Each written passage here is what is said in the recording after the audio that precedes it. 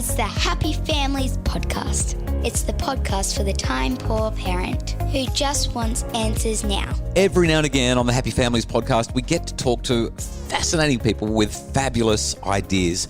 A little while ago, we did a Bringing Up Boys summit. One of my guests on the summit was the high-profile Mia Freedman. And Mia joined me for around about a 50-minute conversation talking about all things boys, raising boys. She's raised one to adulthood and the second one is well and truly on his way to adulthood now.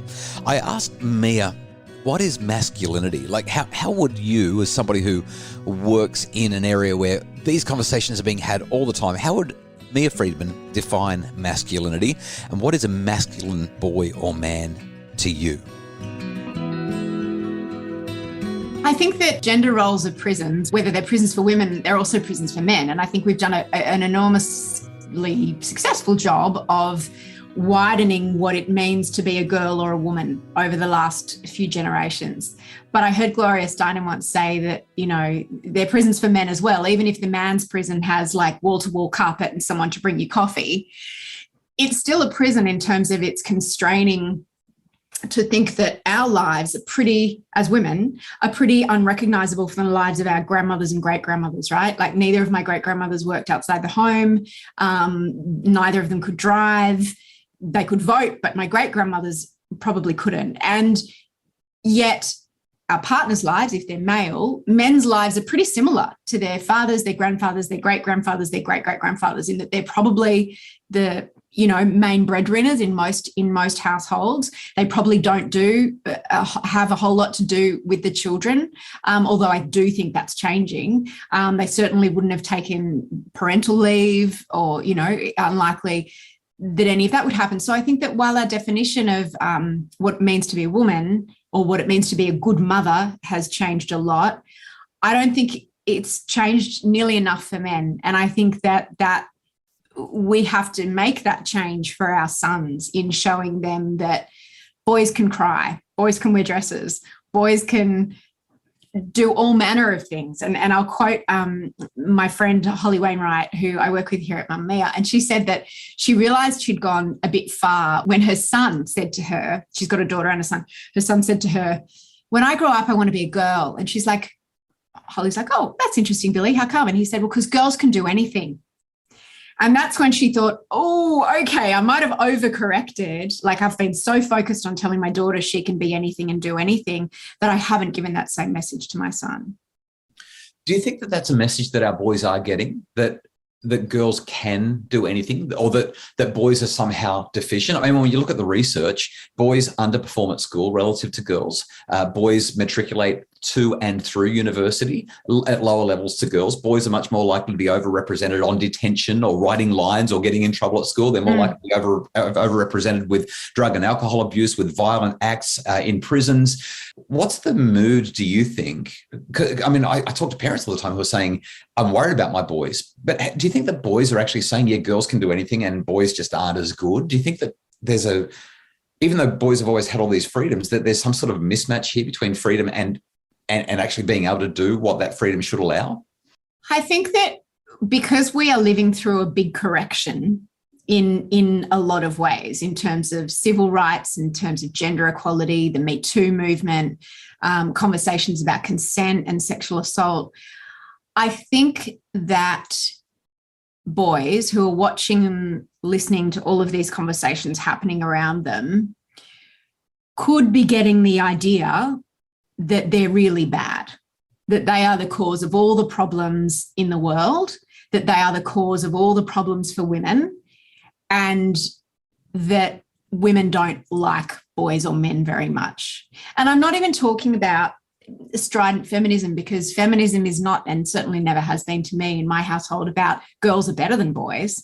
It's more just there's always been an inequality, and we've tried to redress that by building girls up. But I think because we've told girls they can do anything, I don't think we've said the same thing to boys. And even if that means you can stay at home and raise kids, you don't have to, work in an office and wear a suit. There are so many different ways to be a boy in the world. And I think that's really important, particularly if you're the parent of both, because, I'm very conscious of giving my daughter all these empowering messages, but my younger son is listening to all of those messages and the conversations that we have about consent and about danger and about predators and about sexual harassment. And he hears when we talk about her getting harassed in the street and how awful that is. And if you can extrapolate that to mean all men are bad and I'm part of a group that is inherently bad, when that's just not true. Yeah, I'm so glad you mentioned that. I actually had a question here. I was going to ask you, how do we make sure that boys aren't demonized? Yeah. Which is kind of the extension of what you're just saying. How do we move from not just making sure that they know that it's not true, but I mean, there are hashtags. There are some vile hashtags out there. I know Twitter is not representative of the real world. But, and you mentioned, even when I mentioned feminism at the beginning of our conversation, I noticed that there was a little bit of an eyebrow raise. You're like, well, where are we going to go with this? Because there's a really militant... No, just that you called it the F word as if it was somehow feminism. It's just like, I feel like that idea is really tired, that we've got to somehow apologize, or feminism is this big scary thing. It's like, my kids are feminists, all of them. They know their dad's like, it's not a big deal, nor should it be a big deal. But yeah, I think it's as important to raise feminist sons as it is to raise feminist daughters. Yeah, and then to finish that, you get to that militant feminism end where you've got the hashtag kill all men. Oh. And that's kind of where I was going with the feminism. Yeah. In some quarters, feminism has moved more and more extreme so that it can quote unquote stay relevant or stay in the news. And what you're suggesting instead is let's just make sure that we treat everybody. Yes. Like, we don't have to have this militant man-hating aspect. No, that's not what feminism is. And I think the people who carry on like that really misrepresent it. And that's why I, roll my eyes. I'm as exasperated with those people as I am with people who don't believe that women should have equal rights. I think that they're both polar extremes of a very wide spectrum. And really, we don't want anyone to be getting those kinds of negative messages about male tears and all. I find that just absolutely repugnant, mocking men in any way. I find, incredibly unhelpful and actually just detrimental to the cause. It's interesting, again, listening to the way you're talking about this, I think about what boys want. And I know that as I talk to them, they want to, well, most of them, want to have really good relationships with the people around them. They want to be respectful. They want to, and yet there is that narrative that seems to be bubbling up with things like Me Too and with that more militant arm that boys need to be demonized and there's a problem with them. Let me ask you this, Mia. What do you see? I mean, this whole summit has been about all the different things that boys are struggling with. But in terms of you being the mum of two boys and also the person who is really watching what's happening in terms of movements and who's making noise here, there, and everywhere and why, what do you see as the biggest issues that boys are facing right now and therefore parents of boys?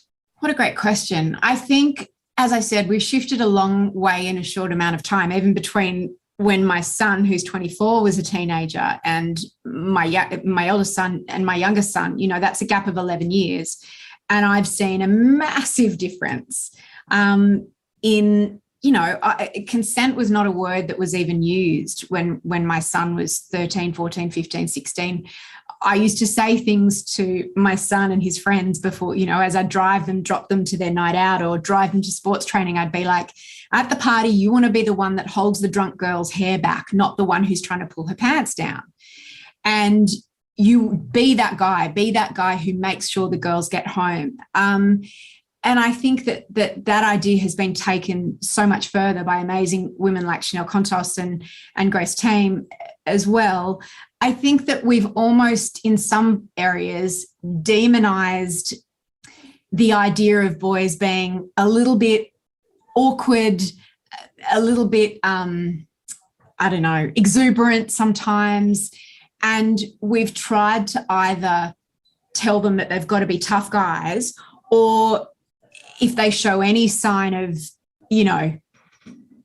rebellion or whatever, completely freaking out and coming down on them like a ton of bricks. And I think that the hardest thing, now that I've experienced being the mother of teenage girls and teenage boys and boys and girls, like girls will talk about their feelings all the time, but boys won't. And I'm just at the beginning of that awful tunnel that they go into with my youngest, which is breaking my heart every day, where he doesn't talk to me anymore and he doesn't want to look at me and my body disgusts him and he barely will look me in the eye or acknowledge my existence. And it makes me incredibly emotional to think about the little boy who wanted nothing more than to give me a cuddle or climb into bed with me or have me cuddle him in bed and all of that. And all of that's gone and seemingly gone quickly, like seemingly gone overnight. And the heartbreak of that is so real for me. But what it's left him without is the ability to talk in the way that he used to be able to talk to me, because I don't believe that boys necessarily talk to their friends like that. So I'm aware all of a sudden that there is this vacuum in his life that I can't fill anymore. And it's like there's this wall that's gone down and he's kind of, I won't say lost to me, but I'm cut off from him for years now.